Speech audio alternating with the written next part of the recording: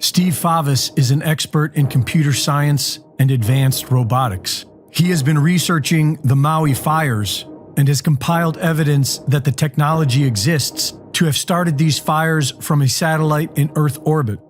He has also confirmed that the CCP had satellites capable of doing so above Maui at the time of the fires. His work has been published on his website, stevefavis.com, and includes everything you need to recreate these findings. The most efficient way to ignite a fire on the surface from a satellite in Earth orbit would be to paint the target in segments by pulsing the laser with an advanced targeting system. To see if this were possible, Favis calculated what it would require to create a meter-wide, mile-long fire. Fired from a satellite, the Earth's atmosphere will absorb and scatter some of the laser energy, and so the laser would need to be in a wavelength range that minimizes this. The most effective wavelength would be in the near-infrared range, which would allow better transmission through the atmosphere. The near-infrared range would be invisible to the naked eye and would also have a minimal reaction with objects colored blue on the Earth's surface. The power of the laser would need to be in the hundreds of kilowatts range, and so Favis based his calculations on a 10 megawatt laser firing from Earth orbit. Assuming that the atmospheric loss amounts to 50% of the overall power and only 5 megawatts reaches the surface as a 1 square meter beam, it would ignite a fire almost instantly. If this 5 megawatt beam was pulsed across a 1 meter by 1 mile long area in segments, then the time to ignite the entire area would be roughly 2.7 minutes, and it would only take approximately 8.8 seconds to melt an aluminum alloy wheel. The amount of energy required to pulse a 10 megawatt laser for 2.7 minutes would require approximately 3,220 capacitors, which would amount to about 32,200 kilograms in weight. Using MATLAB software and plugging in public data provided from NORAD, he found that satellites launched and monitored by the CCP were directly above the Maui fires at the time of ignition.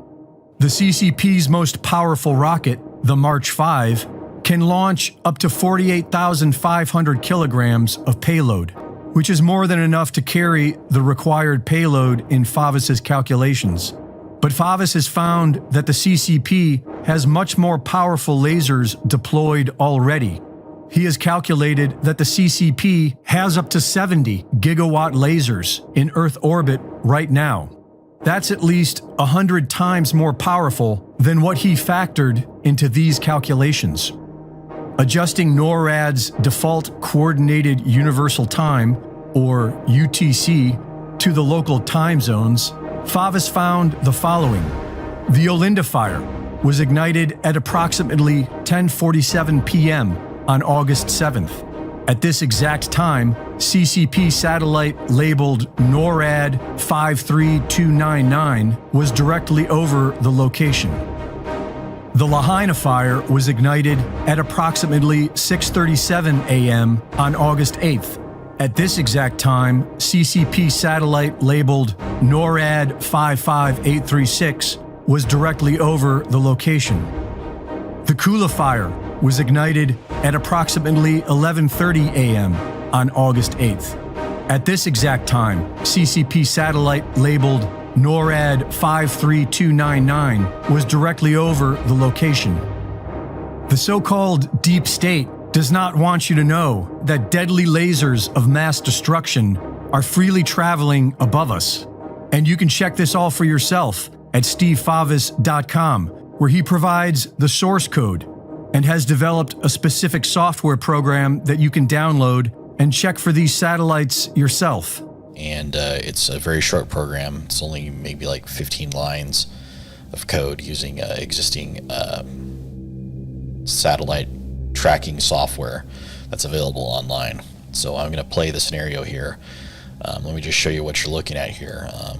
Satellites always use UTC. And if you can see here, the time in most interest is in Honolulu on August 8th between 4 to 10 a.m.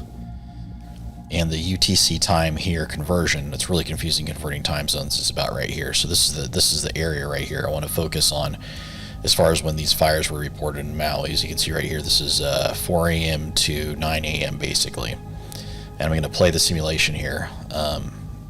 This is the time that's reported in UTC, so be sure to be aware of UTC time difference. But this this satellite so far, which is under the 5728 NORAD CAT ID, NORAD tracks these things. This is all publicly available GPS data.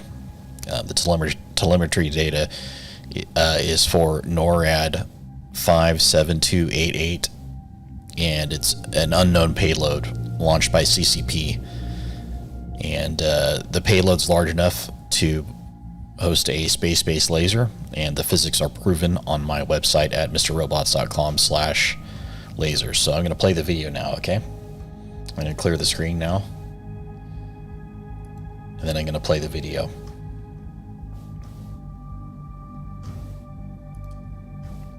So here's a passing of it right now. It's going to come through here and pass.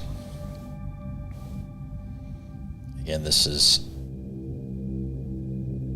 NORAD CAT 57288, and this is Hawaii over here. You can see just when the sun rose around here. This is Hawaii right here, okay? So this is the area that we're focusing on when this satellite passes.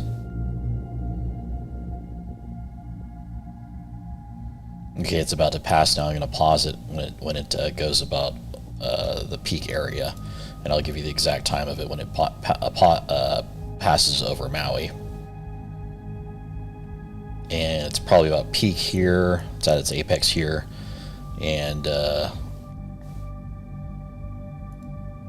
time on the UTC is about 1420 UTC, and that's about 2:20 p.m.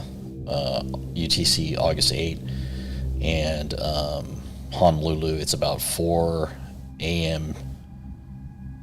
So that's about 14:04.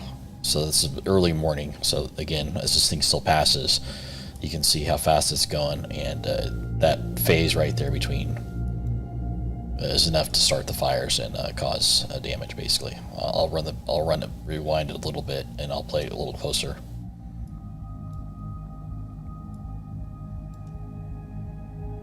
I'll zoom in on this just so you can see the UTC.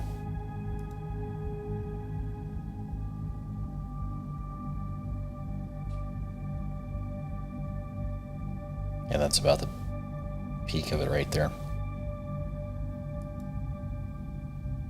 Thank you for watching. If you like this content, I'll post more validated data along with the source code